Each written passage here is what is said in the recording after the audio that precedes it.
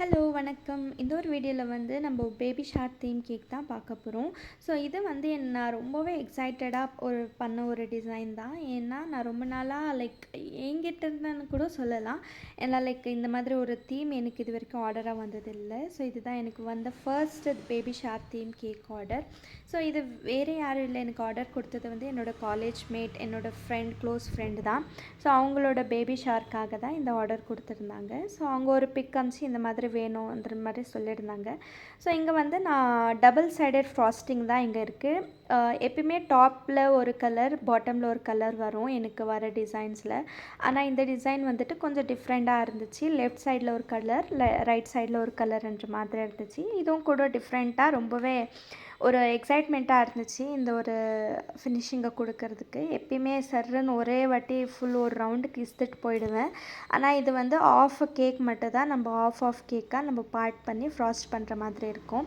So நீங்கள் இங்கே பார்த்தீங்கன்னா நான் இங்கே ஆஃப் கேக்கு வந்து எப்படி ஃப்ராஸ்ட் பண்ணிகிட்ருக்கேன்றது உங்களுக்கு தெளிவாக தெரியும். ஃபஸ்ட்டு ஆஃப் லைன் இஸ்த்துட்டு அதுக்கப்புறமா வேணுன்ற அளவுக்கு க்ரீம் வந்து நம்ம பைப்பிங் பேக் யூஸ் பண்ணி நம்ம அப்ளை பண்ணிக்கலாம். ஸோ நான் எப்பயுமே சஜஸ்ட் பண்ணுற ஒரு விஷயம் வந்து நம்ம ஃபில்லிங் கொடுக்குறப்போ பைப்பிங் பேக் யூஸ் பண்ணுறோமோ இல்லையோ, ஆனால் ஃப்ராஸ்டிங் பண்ணுறப்போ பைப்பிங் பேக் யூஸ் பண்ணோம்னா நம்மளுக்கு ரொம்பவே டைம் கம்மியாக இழுக்கும். அதுவும் இல்லாமல் க்ரீம் கூட நம்மளுக்கு எவ்வளோ அளவு போடுறோன்ற ஒரு அளவு நம்மளுக்கு தெரிஞ்சிருக்கும். ஸோ நெக்ஸ்ட்டு வந்து நான் இந்த இன்னொரு சைடு பைப்பிங் பேக்கில் நான் ஃப்ராஸ்டிங் பண்ணிகிட்ருக்கேன், pink side. So one side பண்ணுறப்போ கொஞ்சம் ஈஸியாக தான் இருந்துச்சு.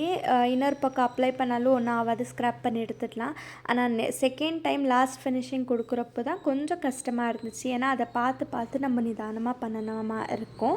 ஏன்னா கொஞ்சம் லைட்டாக கலர் மிக்ஸ் ஆனால் கூட மொத்த க்ரீமும் சொதுப்பிடும், எல்லாத்தையும் ஸ்க்ராப் பண்ணி எடுக்க வேண்டிய நிலைமை வந்துடும். ஸோ அதனால் ஒருவேளை நீங்கள் இந்த டிசைன் ஏதாச்சும் ட்ரை பண்ண போகிறீங்கன்னா ஃபஸ்ட்டிலேருந்தே கொஞ்சம் கவனமாக நிதானமாக, எவ்வளோ நேரம் ஆனாலும் பரவாயில்ல, நிதானமாக ஃப்ராஸ்ட் பண்ணி நம்ம நிதானமாக அந்த சைடில் இருக்கிற க்ரீம்ஸ் எல்லாம் ஸ்க்ராப் பண்ணி எடுத்துக்கலாம். ஸோ எனக்கு இங்கே மெயினாக நான் ஃபோக்கஸ் பண்ணது வந்து ஃப்ரண்ட் டிசைன் தான். ஃப்ரண்ட்டில் நம்ம கலர் கரெக்டாக வந்துடணும்னு சொல்லி ரொம்பவே ஃபோக்கஸ் பண்ணி பண்ணிகிட்டு இருந்தேன். பேக் சைடு கொஞ்சம் கலர் மிஸ்மேட்ச் ஆகிடுச்சி, ஆனாலும் பேக் சைடில் அவ்வளோவா தெரியாது. ஃப்ரண்ட்டு தான் நம்மளுக்கு ரொம்பவே இம்பார்ட்டண்ட்டான ஒரு இது. ஸோ இது கூட வந்து சில ஃபாண்ட் ஆக்சன்ஸ் வந்து இருந்துச்சு, அதை நான் செப்ரேட் வீடியோவில் அப்லோட் பண்ணுறேன், அதை எப்படி பண்ணேன்னு சொல்லிவிட்டு. மேலே வந்து குட்டி குட்டி ஸ்டார்ஸ், அப்புறம் சைடில் ஒரு சின்ன ஃபீடிங் பாட்டிலு, மேலே ஒரு டிஷர்ட்டு, ஒரு ஃப்ராக்கு, எல்லாமே ஒரு ரொம்ப க்யூட்டான திங்ஸாகவே இருந்துச்சு. நான் ஒன்றொன்றையும் ரொம்பவே என்ஜாய் பண்ணி நான் இந்த ஒரு கேக்கு முடிச்சுக்கிட்டேன். ஸோ ஃபைனல் லுக் இப்படி தான் இருந்துச்சு எப்படின்னு சொல்லி கமெண்ட் பண்ணணும் நீங்கள்.